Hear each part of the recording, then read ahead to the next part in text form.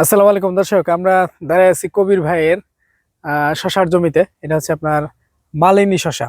হ্যাঁ, এর আগে আমরা এখানে গ্রিন লাইনের বীজ দিছিলাম, সেটা অনেক ভালো হয়েছিল। কবির ভাই বেশ লাভবান হয়েছিল। তো এখন দেখতেছেন যে এই যে উপর দিয়ে যেগুলো ধরে রয়েছে, এগুলো কিন্তু সব মালিনী শশা। আমি আপনাদেরকে ভিডিওতে কিন্তু একটা কথাই বলি, যে হচ্ছে এই মালিনী শশা একেবারে গাছের মাথা পর্যন্ত ধরে। এই যে তার প্রমাণ। হ্যাঁ, গাছের মাথা পর্যন্ত গাছ যতদিন টিকে ফলন দিয়ে যায়। এখন কবির ভাইয়ের সাথে একটু কথা বলবো। কবির ভাই, তাহলে এগুলো এখন বাজারে কেমন দাম পাইতেছেন মালিনী শশা? মোটামুটি দাম অনেক ভালোই। কত করে? 1500-1600। 1500-1600 হাইব্রিড শশা এখন আমাদের টাঙ্গাইলে 1500-1600 টাকা মন। আর মালিনী একটু দেশি দেশি ভাব আছে, তাই না? দেশি দেশি বাপ। এই জন্য হচ্ছে এটার একটু দাম ভালো পাওয়া যায় অন্যান্য শশার থেকে, নাকি? তো ভাই একটু ফলন গুলা দেখাই দে। এই যে বাম পাশে পিছনে আছে। তো গাছ প্রতি হচ্ছে আপনার বেশ ভালো পরিমাণে ফল আসছে। আহ এখানে আমরা দেখতেছি যে এক গাছেই 5টা 7টা 8টা 10টা এরকম করে ধরে আছে। আমরা ফলগুলো একটু দেখাই দিতেছি। এখানে আসলে তেমন কোনো কিছু বলার নাই। মালিনী জাত ভালো। এর আগে আমরা নাগরপুরে একটা আহ জমি দেখাইছিলাম শসার, সেখানে আপনারা দেখছেন যে বেশ ভালো ফলন হয়েছে জাদু এবং মালিনীর। এটা হচ্ছে আমরা আজকে আছি টাঙ্গাইলের আপনার তোরাবগঞ্জ রশিদপুর, তাই না ভাই? রশিদপুর তোরাবগঞ্জ, এখান থেকে কথা বলতেছি।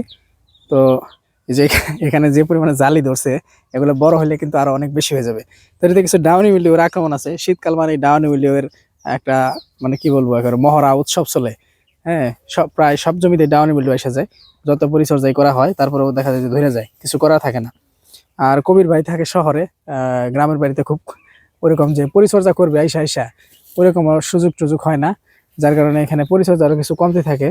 এই যে পিছনের দিকে কিন্তু প্রচুর ফল, পিছনের দিকে প্রচুর ফল। হয়তো এর কি আবার কি ভাই সার টার দিয়ে দিছিলেন না? না, সার আমি একবারই দিই। একবারই দেন না? আবার যখন ফল ধরা শুরু হয় তখন আর কিছু সার দিয়ে দিলে এই ফলের সাইজ আরো সুন্দর হইতো। এই যে মুখের দিকে একটু চিকন চিকন হয়েছে, এগুলা আরো ভালো হইতো।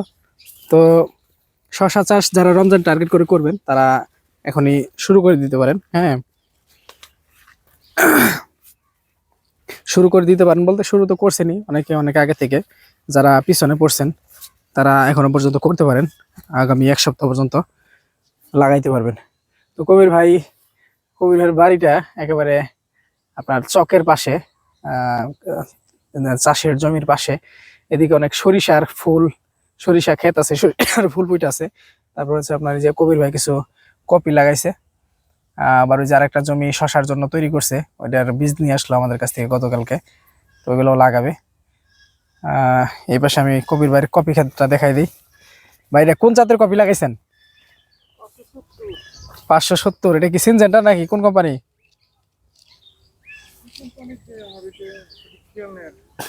আচ্ছা।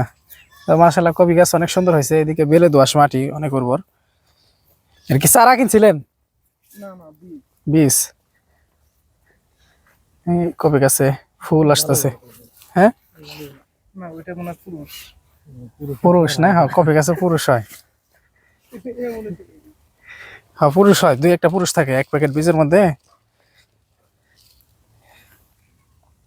সবেমাত্র ধরতেছে। কফি গাছের কালার দেখলে তো একেবারে মন ভরে যায়। অনেক সুন্দর, মাশাআল্লাহ, একেবারে মানে মন ভরে যাওয়ার মতো।